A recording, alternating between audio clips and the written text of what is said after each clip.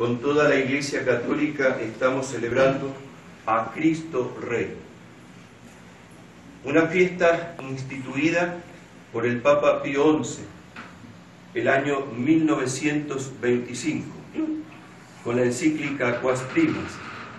Daba comienzo a esta fiesta, aunque ya a Cristo como Rey se lo viene celebrando en la Iglesia Católica con la fiesta del 6 de enero, la Epifanía del Señor, la manifestación del Señor, cuando los santos magos de Oriente, reyes, según la tradición, San Melchor, San Gaspar y San Baltasar, vienen a adorarlo a Jerusalén y luego lo encuentran en Belén, guiados por la estrella, y reconocen en él al Rey de Reyes, al Señor de los Señores, reconocen al Salvador del mundo, reconocen al Redentor, que ha sido anunciado por los profetas, reconocen a Dios hecho hombre, al Emanuel, Dios con nosotros, como nos dice Isaías capítulo 7, versículo 14.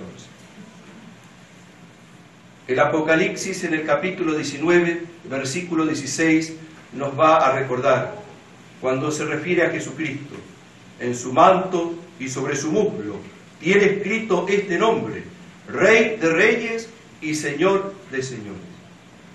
Jesucristo nuestro Señor es Rey por naturaleza y es Rey por conquista.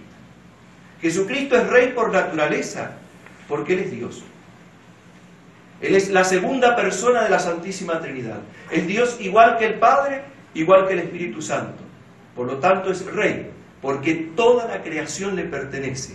Nada creó el Padre sin este verbo eterno, sin esta palabra eterna, sin esta sabiduría eterna. Y por lo tanto le pertenece todo lo que existe en el cielo, en la tierra y en los abismos, lo espiritual y lo corporal. Todo absolutamente, lo conocido y lo desconocido. Todo le pertenece a Él. Pero también nuestro Señor Jesucristo es Rey por conquista, porque es nuestro Redentor, es nuestro Salvador, es nuestro Rescatador, es aquel que es Dios, pero que se ha hecho hombre, ha tomado la naturaleza humana. Y este Dios hecho hombre, la Iglesia quiere enseñarlo con una palabra. ¿Qué palabra enseña? Dice, en Jesucristo se da una unión llamada hipostática. ¿Qué significa eso? Que Cristo tiene dos naturalezas, divina y humana, pero en una única persona divina. Jamás Jesucristo perderá su divinidad. La ocultará, pero no la perderá. O sea, que quien nos redime es Dios hecho hombre. Y es por eso que esta unión hipostática es el principio básico de la fe católica y el fundamento de esta famosa encíclica del Papa Pío XI, que en 1925, un 11 de diciembre, va a instituir la fiesta de Cristo Rey el último domingo de octubre. ¿Y por qué esta fiesta? Porque dice que la instituye el último domingo de octubre para mostrar que Jesucristo es Rey también de todos los santos. Entonces dice, se celebrará antes del 1 de noviembre, fiesta de todos los santos, último domingo de octubre, para mostrar que la fuente de la santidad es Jesucristo nuestro Señor, que ha muerto en la cruz, pero que luego ha resucitado para nunca más morir. Es Dios hecho hombre, nuestro Redentor y Salvador, es la fuente de la santidad. Su reinado, el de Cristo, no tiene límites. Él es dueño de todo, tanto de lo espiritual como lo sobrenatural, decíamos recién. Es Rey también del tiempo y de la sociedad toda, como también es Rey de la eternidad. Si bien es cierto que le dijo a Pilato que este reino no era de este mundo, porque si no sus ministros vendrían a liberarlo, pero que no sea de este mundo no quiere decir que no sea el dueño de este mundo. Su reino supera a este mundo, pero su reino le pertenece también a este mundo. Por eso Jesucristo es el Señor de los señores y el Rey de reyes absoluto de toda creación, a quien debemos obediencia, respeto, adoración y amor. Soberanía sobre todas las cosas, sobre todas las criaturas. No arranca la fuerza, no quita a nadie, sino en virtud de su misma esencia y naturaleza, es decir, que confirma el Papa la soberanía o principio de Cristo que se funda en esta unión hipostática que veníamos diciendo. Justamente el apóstol San Pedro en su primera carta, en el capítulo 1, en el versículo 18 y 19, dice: fuisteis rescatados con la sangre preciosa de Cristo, Rey por conquista como Redentor. Cristo, que por lo tanto va a tener una triple potestad. En primer lugar, una potestad espiritual. Cristo es víctima y es sacerdote. Es víctima cuanto que es inocente, es hostia que se ofrece por nosotros. Y quien le ofrece este sacrificio es el mismo Cristo, por eso es sacerdote. Y por eso cuando Él subió al altar de la cruz, fue víctima y sacerdote.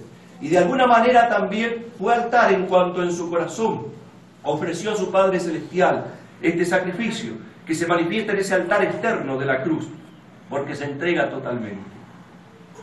Se ofrece esa misma persona al sacrificio como verdadero Dios y como verdadero hombre. La humanidad se somete a la divinidad y así se ofrece también cada día en cada Santa Misa, donde se renueva el sacrificio de la cruz de manera incruenta, sin sufrir ni morir como en la cruz. Pero también el reinado de Cristo es temporal, porque Él es dueño del tiempo también. El imperio de Cristo se extiende no solo a los pueblos católicos, no solo a los que están bajo la potestad de Jesús, justamente por el santo bautismo, sino que también se habla de todo el género humano. Todo el género humano pertenece a nuestro Señor Jesucristo.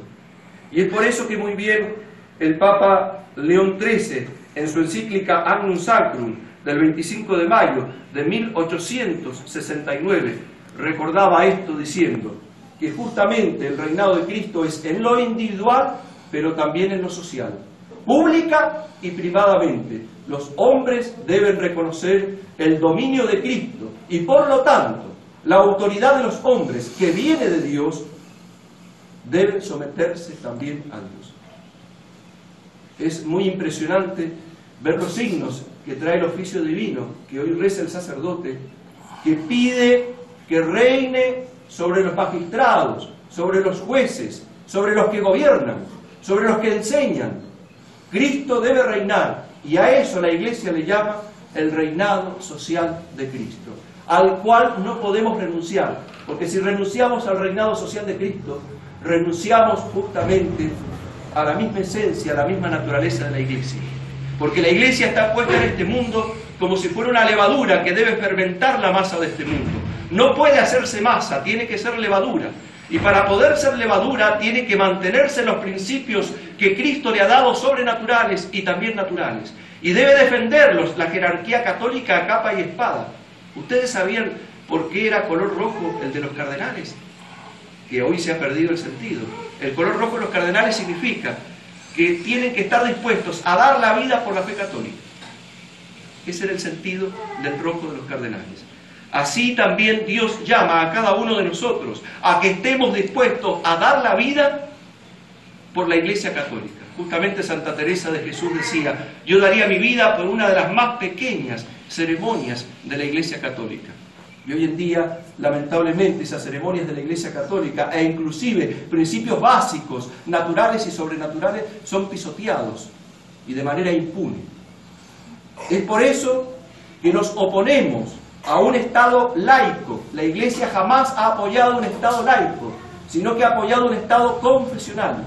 Es decir, que la Iglesia Católica Apostólica Romana, como la Iglesia de Cristo, en nombre de nuestro Señor Jesucristo, tiene derecho de exigir al Estado que profese la fe católica apostólica romana y la defienda. Y que sus leyes civiles se sometan a la ley de Dios y a la ley natural. Y es por eso que la Iglesia siempre se ha opuesto en los sumos pontífices al Estado laico y lo ha visto como algo peligrosísimo, y a eso lo ha llamado liberalismo, es decir, esconder la religión en los templos y en lo individual para que en lo social y en lo familiar desaparezca la religión. Es algo aberrante y que jamás la verdadera Iglesia de Cristo, la verdadera Iglesia católica, puede aprobar. Es decir, que al tener un Estado laico no se reconoce el dominio de Cristo sobre la sociedad toda. Y ese fue el gran error del famoso Concilio Vaticano II. Renunció al reinado social de Cristo. Es por eso que la fiesta de Cristo Rey, que ahora celebran en noviembre, habla de un reinado, pero después en la eternidad. No habla del reinado de Cristo social acá en la tierra. El oficio divino nuevo se le sacó de los himnos todo lo que hablaba del reinado social de Cristo. Se renunció al reinado social de Cristo aquí en la tierra, como diciendo de que ya no va más porque no es actual. Es más, Pablo VI dijo en una oportunidad que la última esperanza era la ONU. Para nosotros la última esperanza no es la ONU. Para nosotros, los católicos apostólicos romanos, que seguimos la doctrina católica, nuestra última y única esperanza es Jesucristo, nuestra paz. Él es nuestra única esperanza. Él es nuestro Redentor, Él es nuestro Salvador. Y tanto cuanto se sometan a Jesucristo nuestro Señor, encontraremos soluciones. Y en cuanto la persona se resista a someterse a Jesucristo, tendremos cada vez más problemas.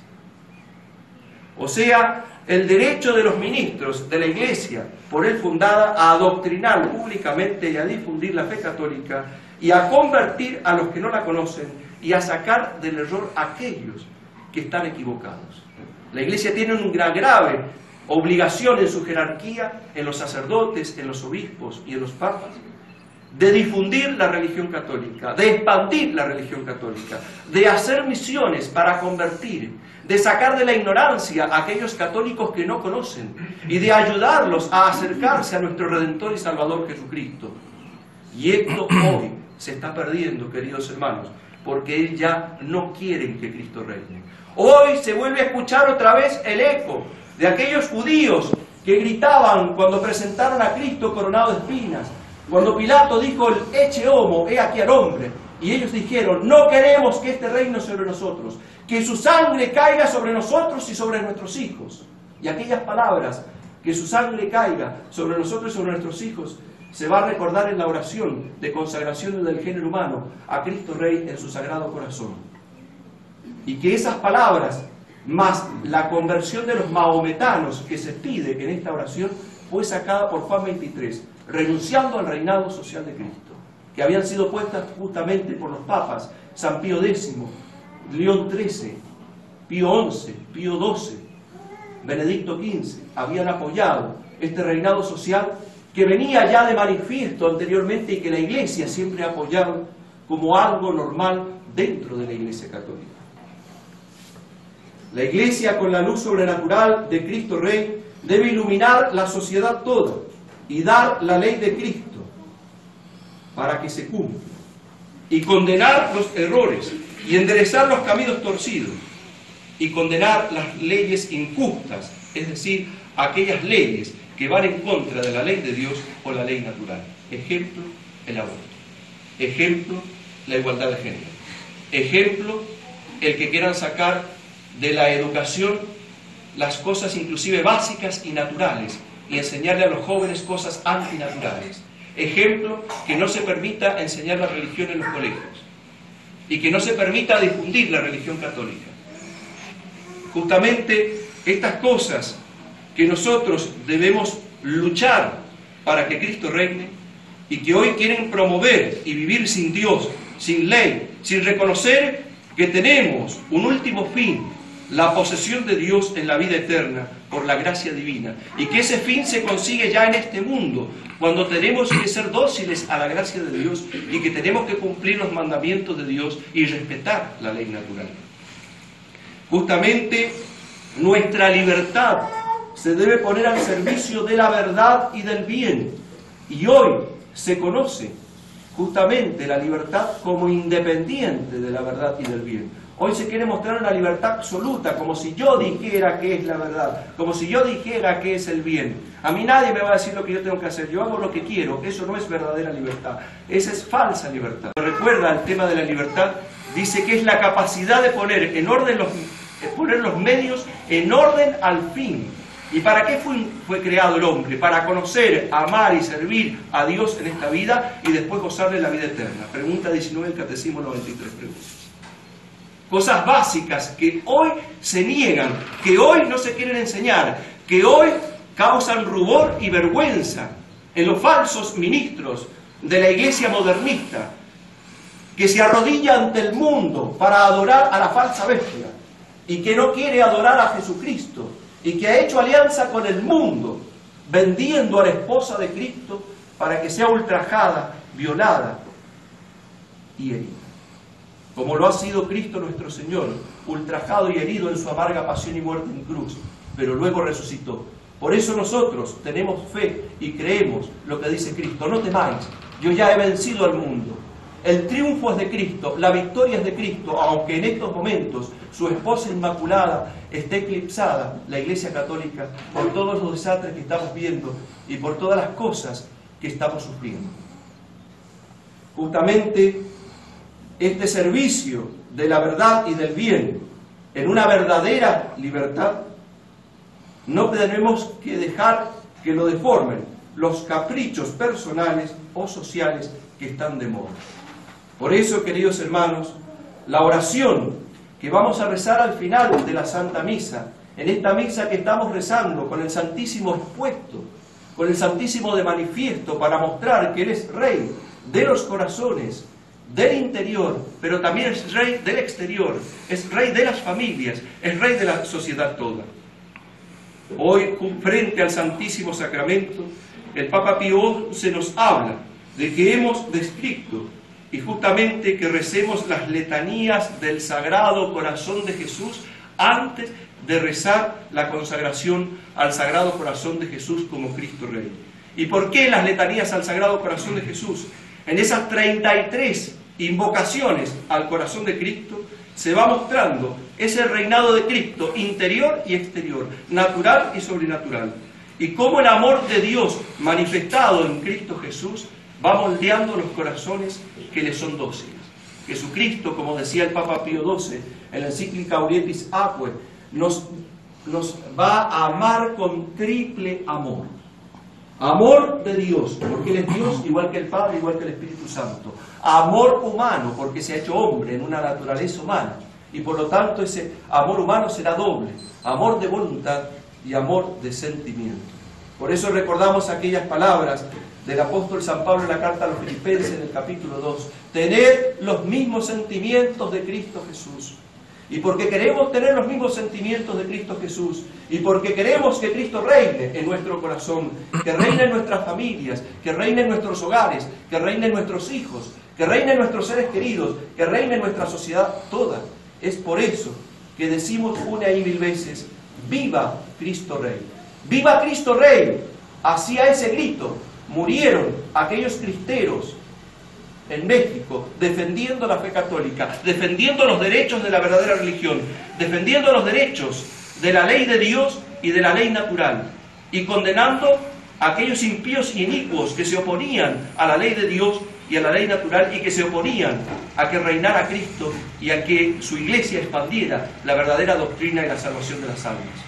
Y a ese viva Cristo Rey y la Virgen de Guadalupe morían sacerdotes, morían fieles, que daban su vida por defender la fe católica. La guerra civil española, donde murieron millares de católicos, sacerdotes, obispos, monjas y seglares, que murieron por nuestro Señor Jesucristo y que dieron su vida porque no entrara el comunismo a reinar, porque el comunismo es ateo, el comunismo es anticatólico, el comunismo es antinatural. No como lo dijo ahora Francisco, que el comunismo es el que muestra cómo se vive cristianamente. Todo al revés. Todo puede ser comunista ni tampoco capitalista. Ninguna de las dos cosas. El verdadero cristiano tiene que tener la ley social de Cristo, que es respetar la propiedad privada, respetar el bien común, respetar la ley natural, respetar la ley de Dios y un equilibrio sano en todos los ámbitos naturales y sobrenaturales.